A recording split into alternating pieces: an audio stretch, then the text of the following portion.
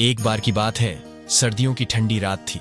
पूरा गांव ठंडी हवाओं में सिहर रहा था और दूर पहाड़ियों पर धुंध की चादर बिछी हुई थी। नीम करोली बाबा अपने आश्रम में गहरी ध्यान अवस्था में बैठे थे। तभी एक बूढ़ी औरत वहां पहुंची।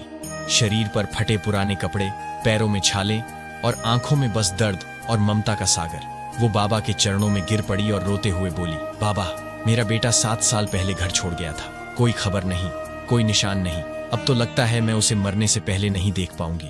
बाबा ने धीरे से आंखें खोली। उनके चेहरे पर वही गहरी दिव्य शांति थी। उन्होंने एक नजर उस औरत पर डाली और बोले, जा, आज तेरे आंगन में कदमों की आवाज गूंजेगी। औरत रोते हुए बोली, बाबा, वो तो बहुत दूर चला गया, शायद अब जिंदा भी नहीं है। बाबा हल्का मुस्कुराए, जिसे माँ पुकारे वो कभी खो नहीं सकता। वो औरत आश्रम से लौटी। दिल में उम्मीद थी, लेकिन डर भी था।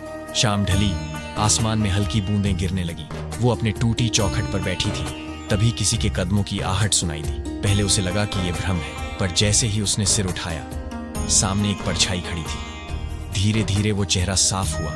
वो उसका बेटा था। बाल बिखरे हुए, चेहरा थका हुआ, लेकिन आंखों में वही ममता की पहचान। माँ और बेटा एक दूसरे से लिपटकर फूट फूट कर रो पड़े। बेटा सिसकते हुए बोला, माँ, आज रास्ते में अचानक ऐसा लगा जैसे किसी ने मेरा नाम पुकारा। तेज हवा चली और दिल के अंदर किसी की आवाज आई, घर जा, तेरी माँ तेरा इंतजार कर रही है। बस उसी पल में भाग पड़ा। माँ सब समझ चुकी थी। वो पुकार उसकी नहीं, बाबा की थी। अगले दिन वो दोनों बाबा के आश्रम पहुंचे। बाबा पहले से बाहर खड़े थे। मुस्कुराते हुए बोले, देखा माँ, जब तू भरोसे से पुकारती है तो खुद भगवान रास्ते बना देते हैं। माँ रोते हुए बोली, बाबा, मैंने तो बस आपसे प्रार्थना की थी।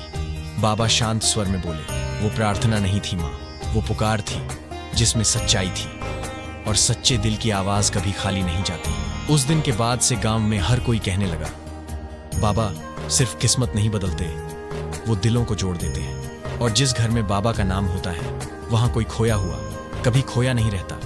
अगर तुम्हारे दिल में भी भरोसा है बाबा की कृपा पर, तो नीचे लिखो, जय बाबा नीम करोली, और वीडियो को लाइक, कमेंट और फॉलो जरूर करो, क्योंकि अगली कहानी में मैं बताने वाला हूं वो चमत्कार जब बाबा ने किसी इंसान को उसकी मौत से पहले उसकी किस्मत दिखा दी थी। वो किस्सा सुनकर तुम्हारे रोंगटे खड़े हो जाएंगे।